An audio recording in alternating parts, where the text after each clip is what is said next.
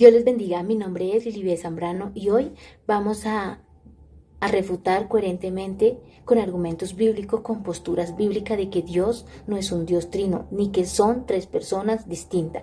Y empezamos diciendo que la Trinidad es una doctrina católica. ¿En qué se basa esta doctrina? Nos dice que la Trinidad es el dogma y cree afirmando que Dios es un ser único que existe como tres personas distintas, el Padre, el Hijo y el Espíritu Santo. ¿Y en qué se basa la doctrina católica?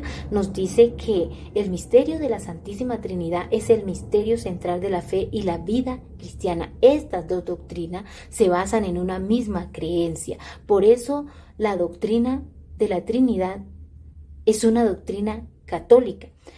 También en la Biblia no nos muestra esta palabra, o Dios no se muestra por medio de esta palabra como un Dios trino. La Trinidad es una palabra extrabíblica, no aparece en la Biblia, es una palabra antibíblica.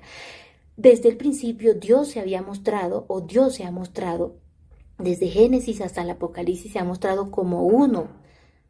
En Isaías 46:9 nos dice: acordado de las cosas pasadas desde los tiempos antiguos, porque yo soy Dios y no hay otro Dios y nada hay semejante a mí. El Señor dice, Dios dice que Él no conoce a otro Dios y que no hay nada semejante a Él. Por eso Dios es uno.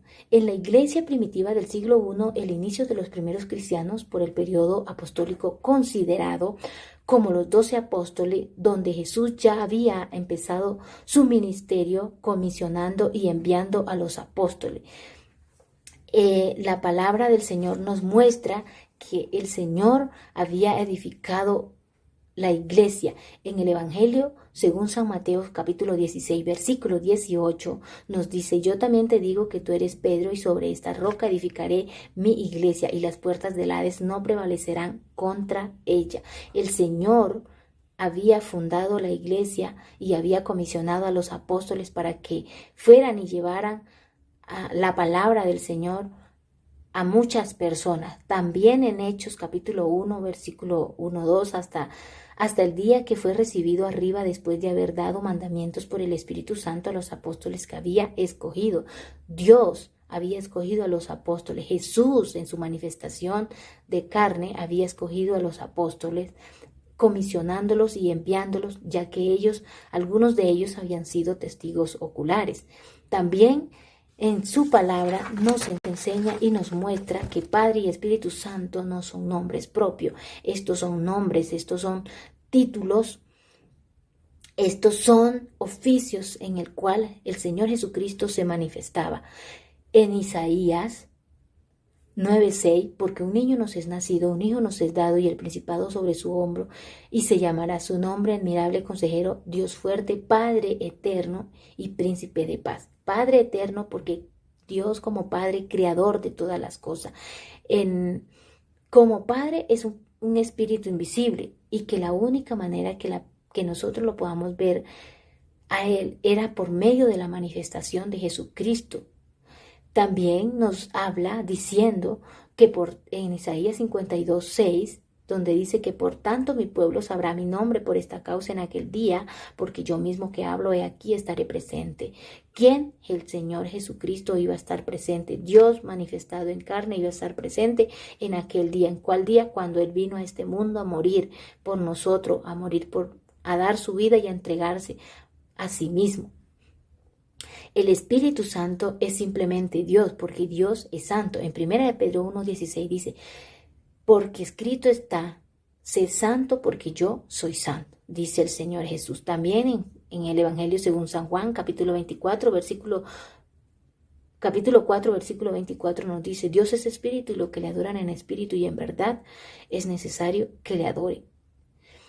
También el Señor Jesucristo en su manifestación le ha mostrado, cuando en el pasaje bíblico nos enseña, Felipe le hace una pregunta en él haciendo la duda de que el Señor hablaba de el Padre, y él decía: muéstranos al Padre y nos basta. Esto lo encontramos en el Evangelio según San Juan, capítulo 14, versículo 7, donde nos dice: tanto tiempo, Felipe, haces que estás conmigo y no me has conocido. Yo y el Padre uno somos. El Señor le había dicho a él que él y el Padre uno eran. Juan 10:37-38 nos dice, si no hago las obras de mi Padre, no me creáis, mas si las hago, aunque no me creáis a mí, creed a las obras para que conozcáis y creáis, dice el Señor, que el Padre está en mí y yo en el Padre. El Señor Jesucristo había dicho que Él estaba en el Padre y el Padre en Él, porque era una sola persona, porque Dios estaba en Él y como Dios es espíritu, en Él habitaba corporalmente toda la plenitud. En Filipenses capítulo 2, versículo 5 nos expresa diciendo la más grande humillación que Él había hecho, que es: haya pues en vosotros este sentir que hubo también en Cristo Jesús. Él, siendo en forma de Dios, no estimó ser igual a Dios como cosa que aferrarse, sino que se despojó a sí mismo, tomó la forma de siervo y se hizo semejante a los hombres, mas aún hallándose en la condición de hombre, se humilló a sí mismo, haciéndose obediente hasta la muerte y muerte de cruz. La palabra nos enseña que Él se despojó, no se aferró siendo el Dios, sino que se despojó de sí mismo, tomando la forma de siervo, humillándose, entregándose, haciéndose obediente hasta la cruz. Por eso, mi querido hermano y amigo que me escucha, Dios no son tres personas distintas, Él es uno. El Señor se da a conocer en su palabra así. Dios les bendiga. En el punto 3 se está hablando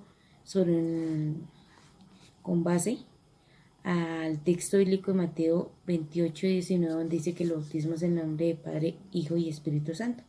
Inicialmente vemos que ese texto, el artículo que lo denomina, es un artículo singular, entonces lo que indica unicidad más no unidad. Es más, teniendo en cuenta el contexto, dice en el texto anterior que toda potestad me es dada en el cielo y en la tierra, lo que hace confirmar que Jesús era Dios, porque el único que tiene esa potestad sobre toda la creación es nuestro Dios. También podemos ver que es en el nombre de Jesús en que debemos y somos salvos por medio del bautismo. Esto lo podemos confirmar en Hechos 2:38, donde nos dice: Pedro les dijo, arrepentíos y bautícese cada uno de vosotros en el nombre de Jesucristo para el perdón de los pecados y recibiréis el don del Espíritu Santo. ¿Listo? Entonces, con este texto, para no ampliar tanto, podemos confirmar que el bautismo es en el nombre de Jesús. Vamos para el punto número 4. El punto número 4 nos hablaba en el video que los discípulos bautizaban en el nombre de Jesús y que era algo como errado. Pero entonces vemos que Jesús mismo fue el que convivió, el que les enseñó, el que estaba con ellos. O sea, ellos fueron los que tuvieron una experiencia con Jesús. Entonces no iban a hacer algo que no aprendieran del Maestro, de nuestro Dios. Ahora, si retomamos lo dicho anteriormente, Jesús tenía toda potestad en el cielo y en la tierra. Independientemente de que estaba hablando en su representación humana, tenía esa potestad. O sea que esto nos refiere a que es un Dios único y verdadero. Por lo tanto, su nombre es el válido para el bautismo y para ser parte de la salvación, porque el bautismo es una de las partes importantes para la salvación, el cual es en el nombre de Jesús. También podemos ver que no solamente a unas personas se les enseñó el bautismo en el nombre de Jesús. Aquí vamos a ver algunos textos bíblicos, por tiempo no podemos leerlos, pero que nos confirma el bautismo en el nombre de Jesús. Por ejemplo, cuando se les enseñó, se los predicó a los samaritanos, se les enseñó el bautismo en el nombre de Jesús. ¿Dónde vemos esto? En Hechos 8:15-16. En Hechos 10:48 se les está predicando a los gentiles.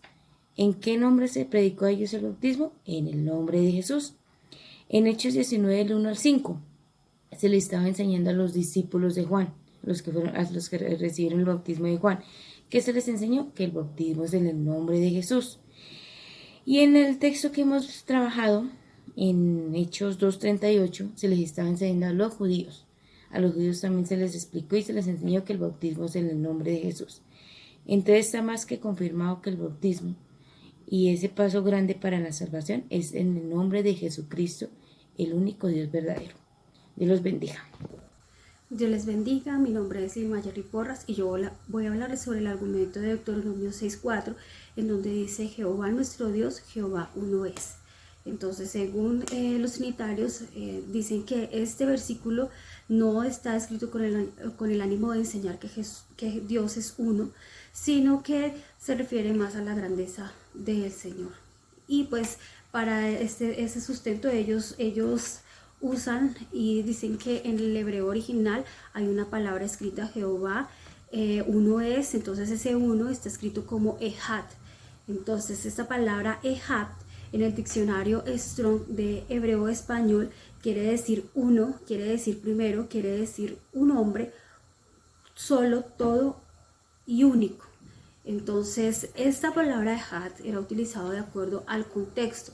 En este contexto en donde se está utilizando Deuteronomio 6:4, se está usando con referencia al Eterno, y hacer referencia al Eterno quiere decir que Él es único, que no existe Dios más fuera de Él, sino solamente nuestro Dios.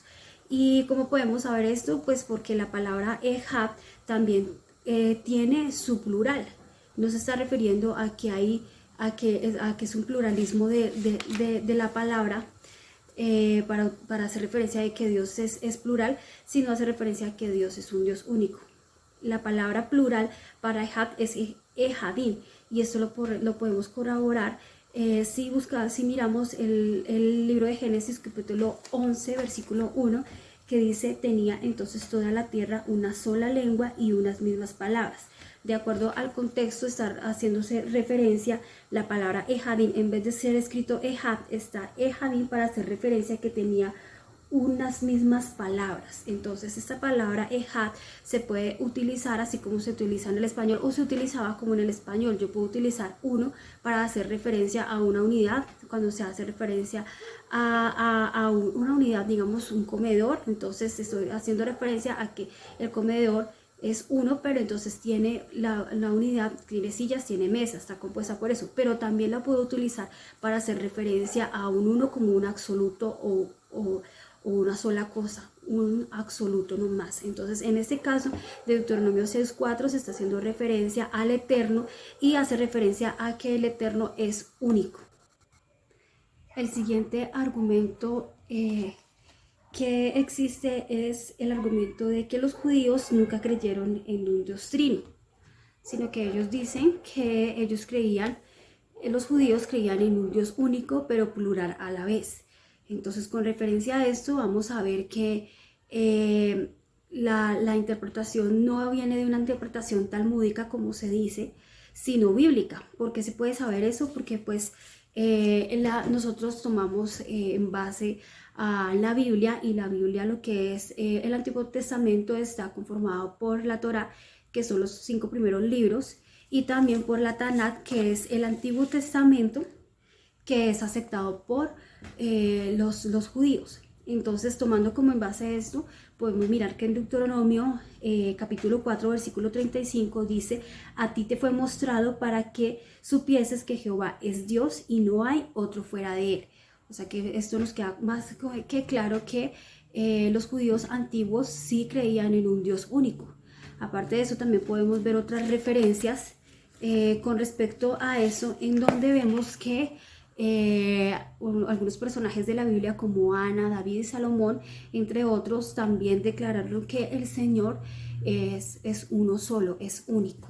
Entonces esto lo podemos encontrar por lo menos acá en 2 de Samuel capítulo 7, hablando de David, en el capítulo 22, que él dice así: por tanto tú te has engrandecido, Jehová Dios, por cuanto no hay como tú, ni hay Dios fuera de ti, conforme a todo lo que hemos oído con nuestros oídos. También podemos ver acá en 2 de Samuel capítulo 2, versículo 2, en donde Ana en su cántico expresa lo siguiente: no hay santo como Jehová, porque no hay ninguno fuera de ti, y no hay refugio como el Dios nuestro.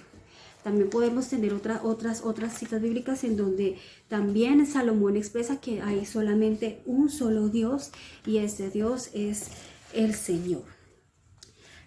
Otro argumento que se dice es que pues la iglesia primitiva creía en un Dios trino.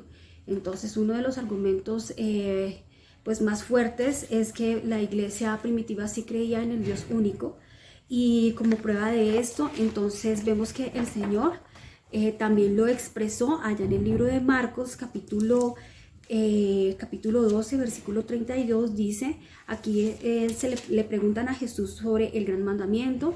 Empiezan los escribas a preguntarle que cuál es el gran mandamiento. El primero de todos, dice el Señor, es: oye Israel, el Señor nuestro Dios uno es. Y en el versículo 35, después de que el Señor empieza a hablarles, entonces interviene el escriba y le dice el escriba. Entonces el escriba le dijo: bien, maestro, verdad has dicho, que uno es Dios y no hay otro fuera de él. Entonces no podemos decir que la enseñanza de la iglesia primitiva fue cambiada, porque podemos ver también en el libro de Hechos, el capítulo 4, en donde dice que no hay otro nombre dado a los hombres en el cual podamos ser salvos, en Jesucristo, ¿cierto? Y aparte de eso, allá en Filipenses, versículo 2, empieza a explicar y dice: haya pues en vosotros el mismo sentir que hubo en Cristo Jesús, el cual, siendo en forma de Dios, no estimó el ser igual a Dios como cosa que aferrarse, sino que, aquí dice, se despojó a sí mismo, tomando la forma de siervo, hecho semejante a los hombres, y estando en la condición de hombre, se humilló a sí mismo, haciéndose obediente hasta la muerte. Entonces podemos ver que nuestro Dios, el único Dios que existe, se manifestó en carne, y esa manifestación se llama Jesucristo. El séptimo argumento es el que tiene que serte revelado para entender lo que es la unicidad. Y pues aquí hay algo que pues se expresa en el video, y es que toda revelación está en la palabra de Dios. Claro que sí, toda la revelación está en la palabra de Dios, y eso lo podemos ver en 1 de Timoteo 3:16, que dice: e indiscutiblemente grande es el misterio de la piedad. Entonces está la primera: Dios fue manifestado en carne, justificado en el Espíritu, visto de los ángeles, predicado a los gentiles y creído en el mundo, y recibido arriba en gloria. Aparte de eso, podemos ver también que en Mateo capítulo 16, versículo 17, hablando Pedro, y pues bueno, el Señor preguntándole sobre quiénes dicen que soy yo, que dicen los hombres. Él dice, unos dicen que eres Elías, otros que eres Jeremías, pero él les pregunta: ¿quién decís entonces ustedes que soy yo? Y Simón Pedro responde: tú eres el Cristo, el Hijo del Dios viviente. Y aquí hay algo que expresa el Señor en el capítulo 17 que es importante. Entonces le respondió Jesús: bienaventurado eres Simón, hijo de Jonás, porque no te lo reveló ni carne ni sangre, sino mi Padre que está en los cielos. Entonces, ¿de quién es el que nos abre el entendimiento para nosotros entender que Jesús es el mismo Dios, que es Dios manifestado en carne? Pues es el mismo Señor. Él es el que nos abre el entendimiento, y también en la palabra está clarísimo, en todo lugar en donde usted lea la palabra de Dios, las evidencias de que Dios es único, que es uno, así como lo estábamos leyendo en 1 de Timoteo 3:16, que nos habla de que Dios fue manifestado en carne. Entonces esto está escrito en la palabra de Dios, pero también es necesario que el Señor también nos abra el entendimiento para nosotros poderlo comprender, ¿cierto? Entonces esto no es revelado ni por sangre ni por carne, sino es revelado por el mismo Señor, que es el que nos hace entender. Dios les bendiga.